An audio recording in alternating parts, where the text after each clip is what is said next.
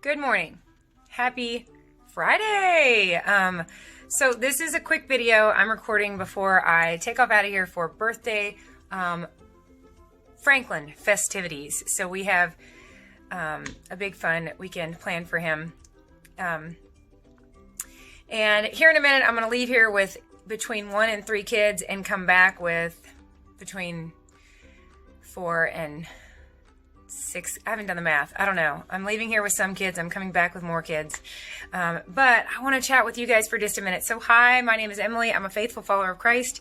I am addicted to sugar, flour, and binging. And this is just a quick little something I want to share, a concept that is super helpful for me and something that's on my mind lately. So just like you saw in the title, let's see. If your food seems boring. And then also, I came across some really fun, some of my favorite before pictures. When I was 30 years old, I was at my heaviest. And when I say I mean my body. Because if you guys have listened to me for any length of time, you know that I like to consistently share that we are not our bodies. We are in them. We are a spiritual being having a human experience. And so when I say I was at my heaviest, I do mean my body, but for the sake of conversation, I'll say I was at my heaviest. I had not been that heavy for long, and it was all new to me, and I had to figure out how to dress my body, and there were some logistics involved.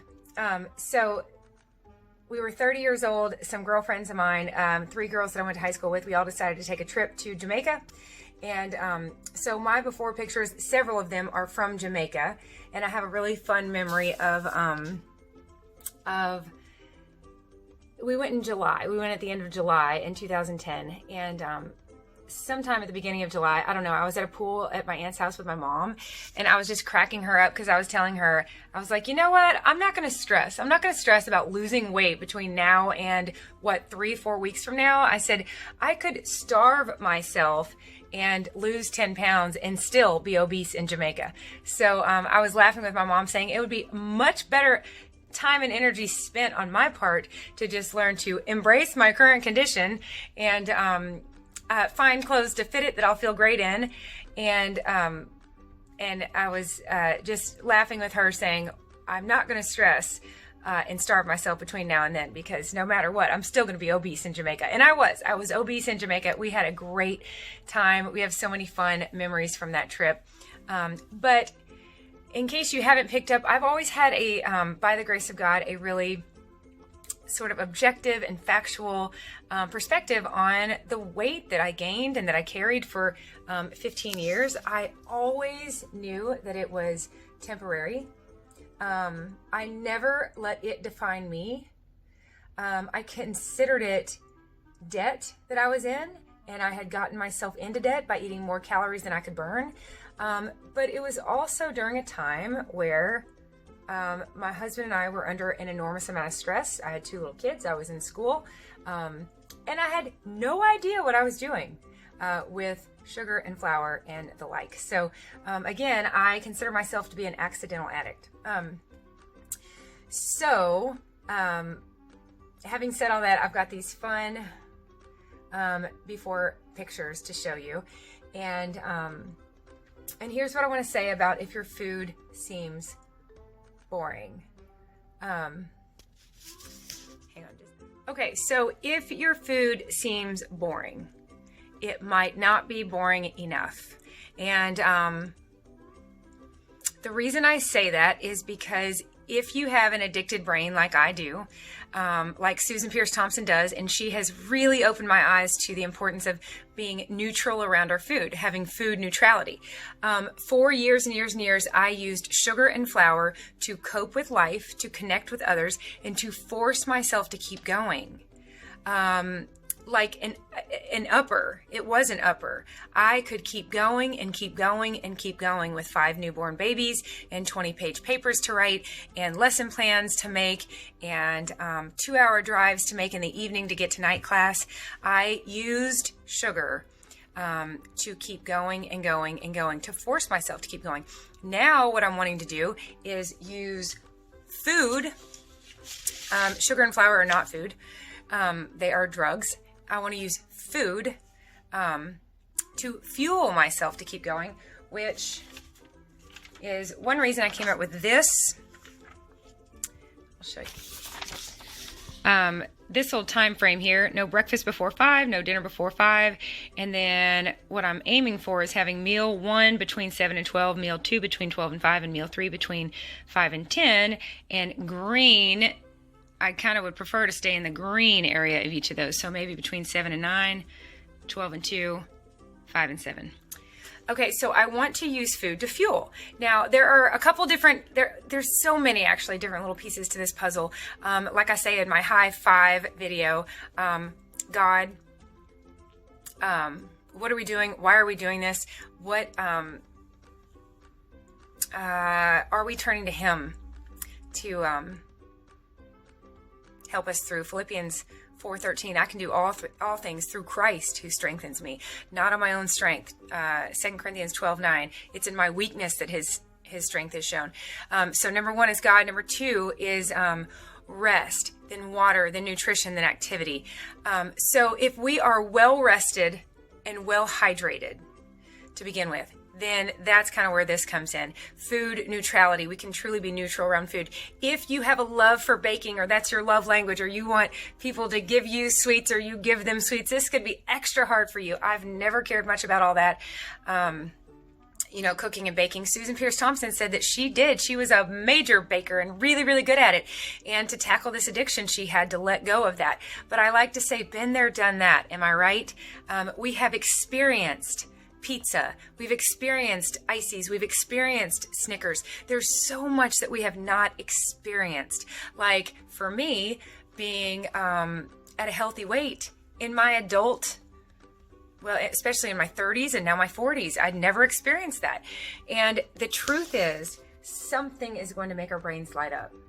If we literally hooked ourselves up to a scan and just watched the pleasure centers of our brain lighting up, something's going to make it light up. And for years and years and years, for a lot of us, it was food doing that.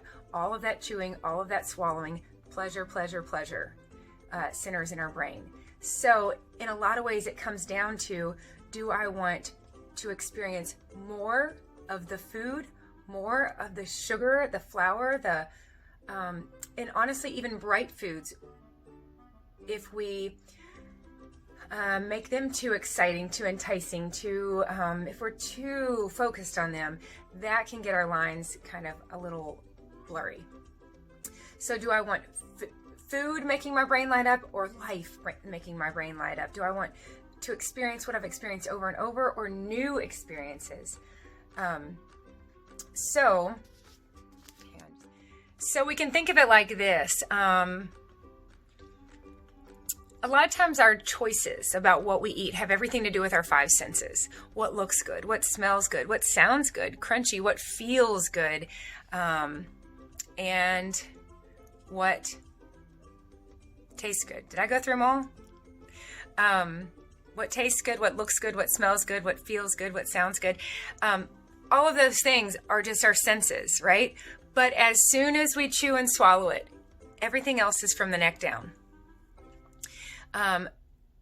Being overly enamored or enticed by the way things look or smell or taste is a bit of a danger zone, because what we want to send a message to our bodies that you're getting what you need, and we want to send a message to our brains that this isn't what we're so excited about anymore. And I go into detail about that on my Rewards Are Tools video.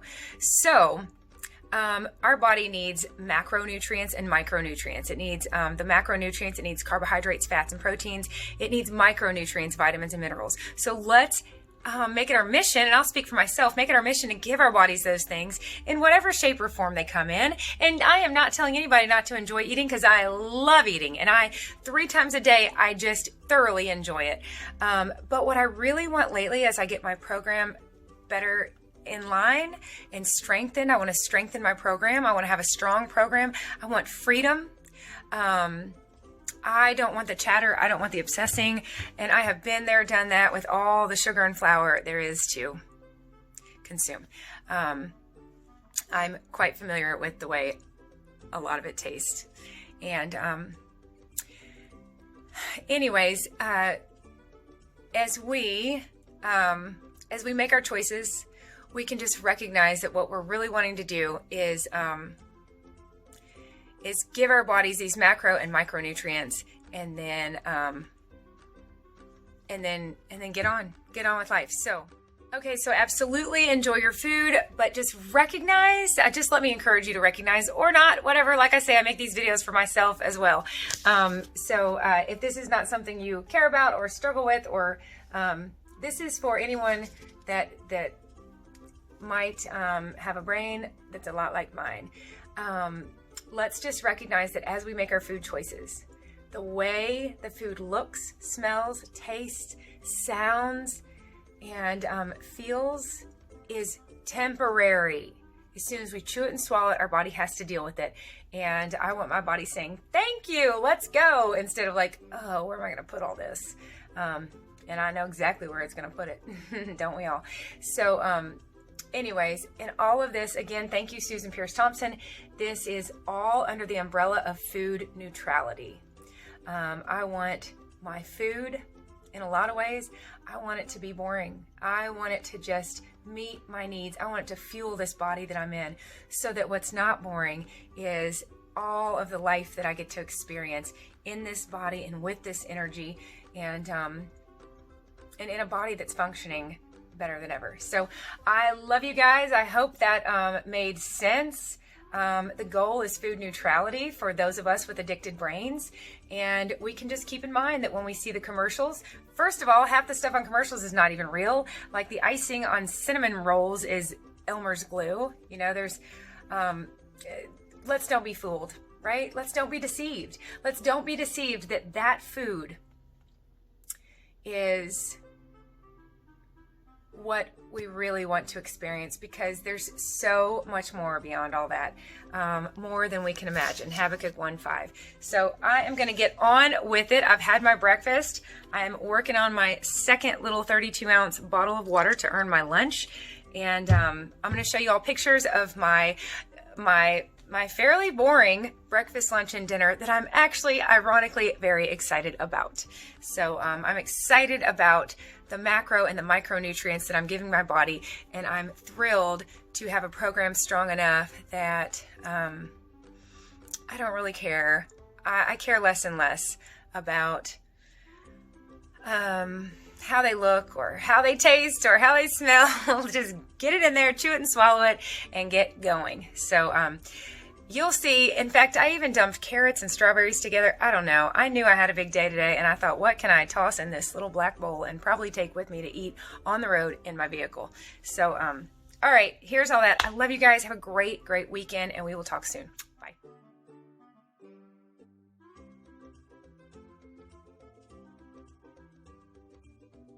Okay, so here's everything for today. All of my fuel. 1 piece of Ezekiel bread, my flourless bread, 2 eggs, 6 ounces of apple. That's not going to be enough, so I will use this and part of this one, put it in this jar with some cinnamon on it, and put it in the microwave for 2 minutes. Lunch is 6 ounces of carrots, 6 ounces of strawberries, 2.5 ounces of nuts, 2 ounces for my protein and 1/2 ounce for my fat, and then another piece of this Ezekiel bread for my grain that I get now that I'm starting the maintenance process, as I'm wanting to slow down the weight loss. I'm still not to my goal weight, but I've already started adding food back in. And then finally this salad, 14 ounces of vegetables, 4 ounces of turkey, and my little dressing that is 1 tablespoon of extra virgin olive oil, balsamic vinegar, and Cajun seasoning. So that is it for today, and I am pretty excited to have it all ready, because this is going to help me function and do everything we've set out to do today.